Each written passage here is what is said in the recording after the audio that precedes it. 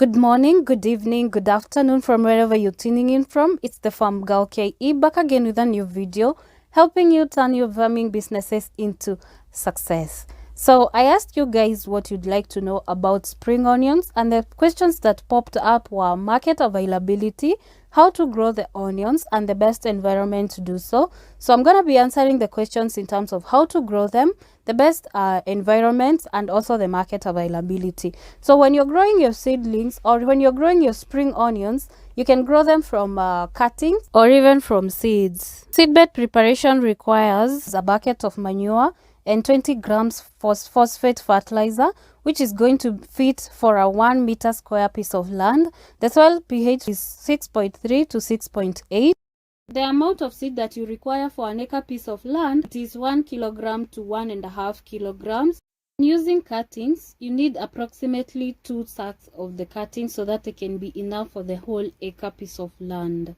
So during the transplanting of the seedlings from the seedbed to the piece of land, you will need to do a soil testing so that you can know the amount of nutrients in your crops or in your farm and the amount of nutrients that you need to add. At this point, the green onions are in their vegetative stage, so the fertilizers that you need to add are phosphorus and nitrogen. Phosphorus is good for root development and nitrogen is good for leaf development. After 4 weeks, you can add calcium so that you can increase the quality of the onions before harvesting, so that during and after the harvest, they will not cake when you are transporting them from the farm to the market, and they will also increase the quality or the shelf life of the green onions after harvesting. Adding calcium to the crops at 4 weeks is also important because the calcium contains granular elements that prevent the crop from caking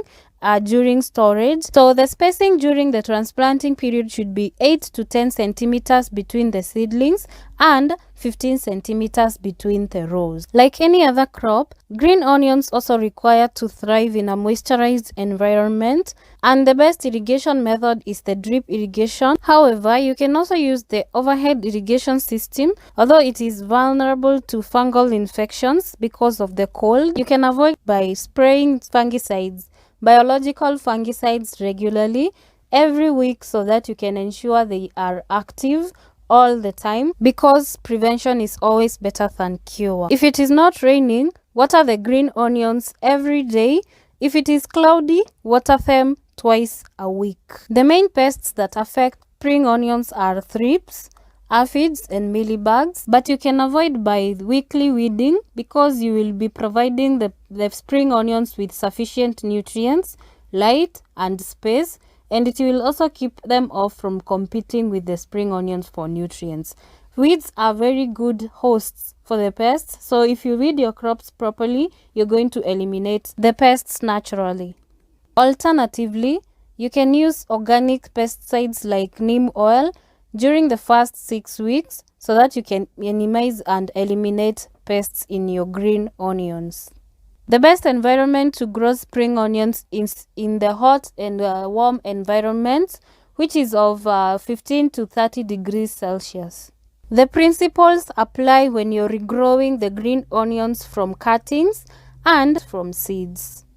You harvest the bunching onions after 2 to 4 weeks when the leaves are green, tall, and succulent. You harvest several times depending on the maturity level of the spring onions because they do not all mature at the same time, and you uproot the entire onion including the roots, which are now going to clean them, and then you store them for taking to the market the following day or even the very day that you have harvested if your market is ready at that time. Prices range from 70 to 150 shillings, and the best market is based in Nairobi, mostly at High Ridge, but you can also target hotels and restaurants. The main source of spring onions and the red onions in Kenya is Tanzania, and during the months of November to May, the supply from the country is usually low. So this is the best time to target your spring onions to harvesting to increase the chances of growing them profitably. So timing is the best element for you to grow the spring onions or the bunching onions profitably,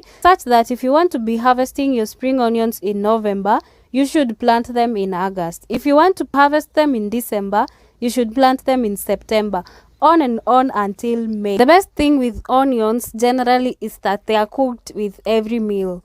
So if you grow them for your home consumption, it is the best idea. If you grow them for commercial purposes, it is a good idea. And if you grow them for commercial purposes, the timing is the best thing that you can do to yourself, so that you can increase the amount of profits that you're going to make at the end of the day. The best period to sell is from November to May. So keep that in mind. So if you have found any value in this video, make sure that you consider subscribing. I will be so very happy to see you as a member of this family, and I would like to see this family grow until we are 1,000 subscribers and 1 million subscribers, so that we can make our farming businesses the best place that we can be in, living and making money out of it. Until next time, bye bye.